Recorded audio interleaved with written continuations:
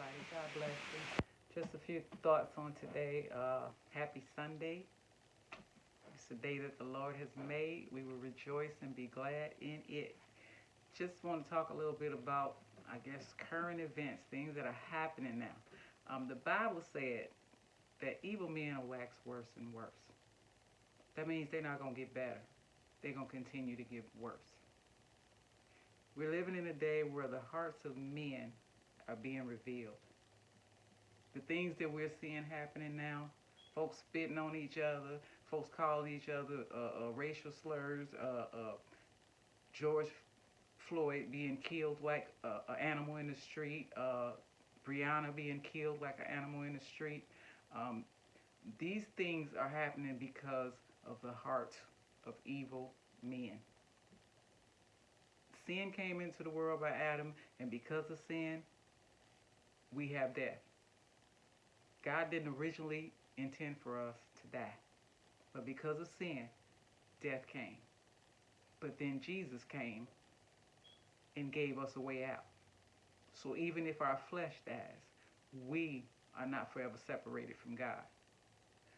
But the spirits that we're seeing manifesting now in people are demonic. Racism is a demonic spirit. Pride is a demonic spirit.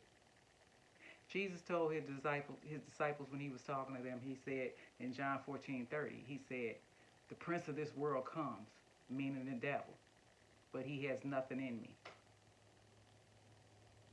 When the enemy comes and starts pulling strings in folks, the manifestations that we seeing where they're killing and pillaging and looting and stuff, is because it's in their heart. He comes, Jesus said, and he have nothing in me. If he don't have nothing in you, he can't make you do any of that. I don't care how angry you get. I don't care how mad you get. You will not do any of it because it's not in your heart to do it. People that are killing people because of the color of their skin, it is in their heart to do it. It's been in their hearts to do it. Racism didn't just start. It's been here for forever. It's been hidden sometimes, not all the time. When we were in slavery, it wasn't hidden. But as time went on and they abolished slavery, it was hidden. It was low key sometimes. You still had some people that were pretty bold that would just still stand up and say, you know what, I don't like black people. It's a learned behavior. But even being learned, we have the option of saying, I will or I won't do that. I saw a video of a young girl who was arguing with her parents, and her parents were making racist remarks and saying things about people of color, negative stuff. And the little girl sat there and she argued back and forth with them, and she kept just disagreeing with everything they were saying. And she was calling them out and letting them know, that's not right. That's not right. Now, she could have said, you know what, you're right, or just sat there and listened to them and even agreed with it, maybe not saying anything at all. But because it wasn't in her heart to do and she wasn't going to allow it to be in her heart, she said no. She shot it down as soon as they said it. She was making a conscious decision. They may feel that way, but I'm not going to. When you see people that are racist like that, they are making a conscious decision to do it. They're doing it because it's in their heart. Each one of us have to search our own soul and see if the enemy have anything in us.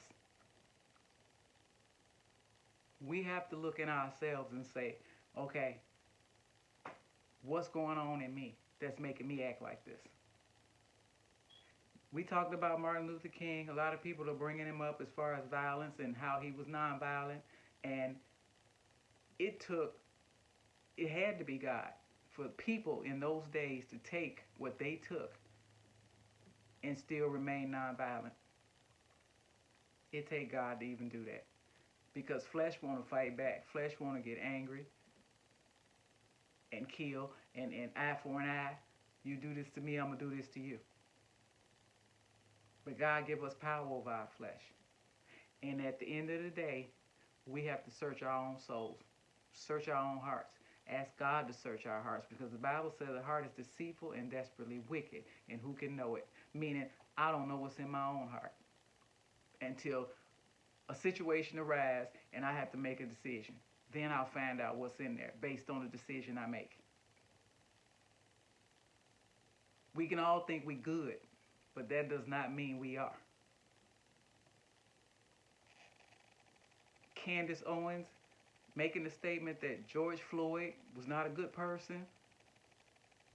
None of us are good people, including her. That has nothing to do with the fact that the man was murdered in cold blood in front of everybody. We have to search our own hearts. We have to make sure hatred is not in us, even though it's in somebody else. It's easy to say, we learned it from you, and maybe we did. But we need to take the example that that little girl took. She was learning it from her parents, but guess what? She said, you know what? I may be learning it from you, but I don't have to do it. I don't have to do it. We're responsible for what we do. We're going to stand before God alone and be judged for the deeds that are done in our bodies. So we need to look into our own souls and see what's in there and ask God to help us. Help me not to hate God, even though I feel like hating. Because you know what? It don't feel good for people to hate you because of the color of your skin. You did not ask to be born. You had nothing to do with what you look like. That doesn't feel good. You want to say, you know what? I don't like you either. And that feels good to say. But when I stand before God, am I going to be able to justify what I just did? Well, God, they didn't like me, so I did the same thing to them. Just because it feels like it's right doesn't necessarily mean it is. We need to search our hearts and see. Is this something that God would be pleased with or not? And that's everybody. Black on black crime, white on black crime, white on white crime. All of this is coming from issues of the heart of evil men and women. Gen Z is in full effect, and their attitude is, we're not taking this stuff. Our ancestors took it, but don't bring it to me. And I get it. But we got to be careful with that. We have to be strategic with that.